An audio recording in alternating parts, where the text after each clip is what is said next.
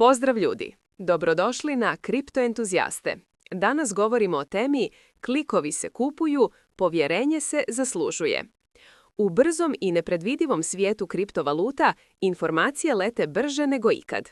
Situacije se mijenjaju tren oka, a financijske sudbine mogu se preokrenuti u samo nekoliko sati. U takvom okruženju jedno se pitanje namječe kao najvažnije. Kome zapravo možemo vjerovati? Lako je dobiti pažnju. Klikovi se mogu kupiti. Objave na YouTubeu ili Twitteru mogu dobiti veliki broj pregleda. Ali ta trenutna popularnost ne garantira istinitost ili pouzdanost. Pravo povjerenje je nešto sasvim drugo. Ono se ne kupuje novcem ili algoritmima. Ono se mora zaslužiti. Zaslužuje se kroz dosljedno pružanje točnih informacija, kroz transparentnost i kroz vrijeme. U moru izvora, od YouTube kanala do Twitter objava, ključno je razlikovati prolaznu popularnost od istinskog autoriteta.